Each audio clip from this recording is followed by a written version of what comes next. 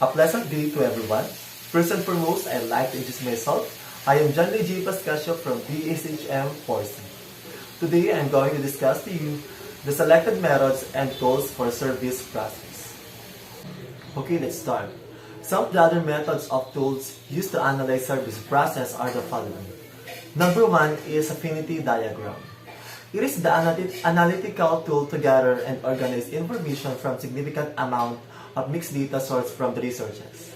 Insights, concepts, diagrams, brainstorms, ideas, and design. This method is employed to sort and bundle information into groups or based on their relationships. Often, these connections and relationships provide deeper insights and new ideas. Number two, brainstorming. It is a method to generate ideas from a group of people to solve a design problem. Under the direction of a facilitator, members of the group contribute ideas freely to cover as many areas as possible in a search of best possible design. Rough ideas contributed by the participants are gathered and refined to determine solutions. Number three, character profiles.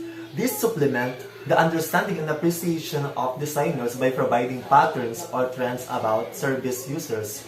Knowing the profile would also help in justifying the innovation and improvements designed for the clients.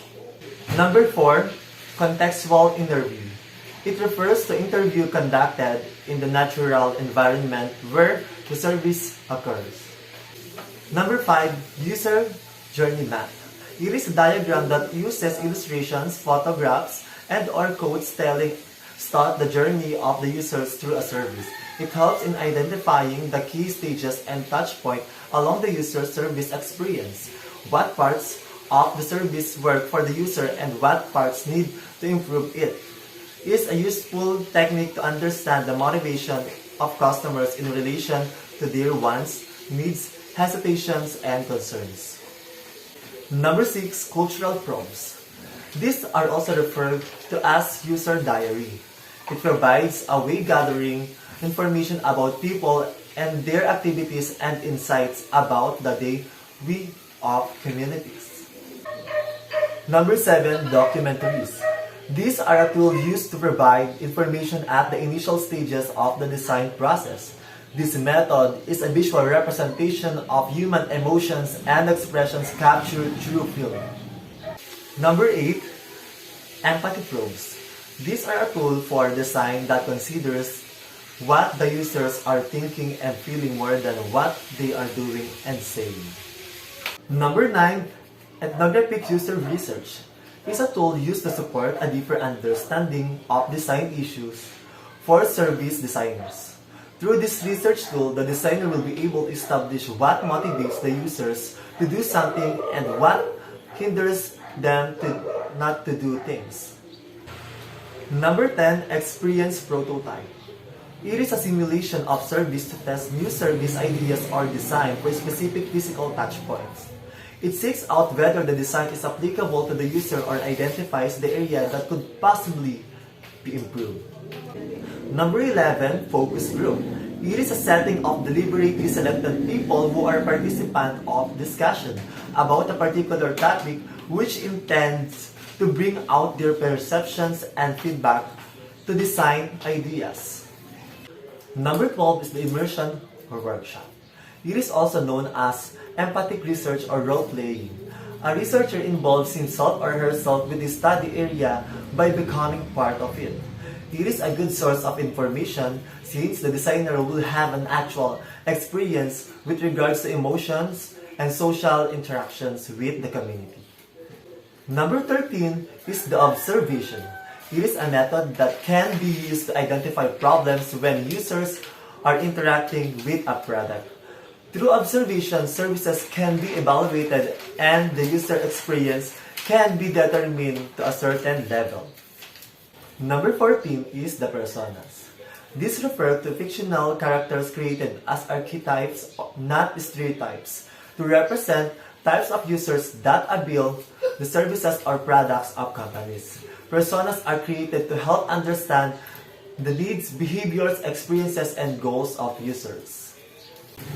Number 15 is prototyping. This tool is used to examine the behavior and performance of a fresh design before it goes to production. The service is tested by observing the interaction of the user with a prototype of the service, mimicking the venue, setting, and conditions where the service is actually rendered. The kinds of prototyping methods are the following. A.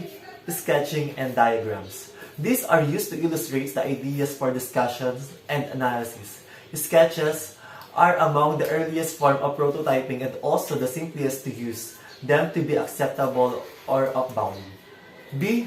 Storyboarding. This is presentation of process or prototype scenario using a series of drawings or pictures to visualize a sequence of events. C. Building blocks prototype. Beyond the idea of having fun with building blocks as a toy, the versatility and ability to stimulate creativeness has made this toy a valuable tool in prototyping. Roleplay. This refers to acting out service situation where users interact with products or service. The implied condition clarifies the direction where the service design should take, that the service really exists and then rendered a possible journey through its functionalities. Letter E. Physical models. For design service that may require physical representation, mock-ups can be created for testing.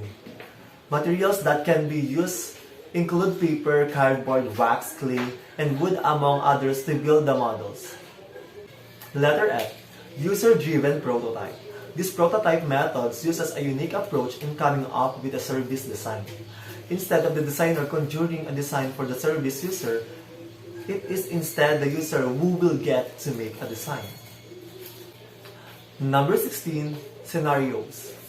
These refer to the creation of a hypothetical story to visualize how user will utilize a service in order to generate a design. Scenarios can either be written or drawn with sufficient detail to anticipate and demonstrate the needs of users. Number 17 is a service prototype. This is a simulation tool to test the service designed through this observation of the interaction between the user and the prototype of the service set in the place, situation, and condition where the service truly exists. Number 18, shadowing. The researcher acts as an observer only and does not interfere with the participant in any circumstances. In this method, the researcher goes along with the users and the observer how they utilize the service or product within their natural environment. Number 19, stakeholder map. It is a tool that shows a visual presentation of an organization's staffs, sponsors, investors, board partner organizations, or customers. The map reflects the level of interest and importance of the stakeholder in the organization.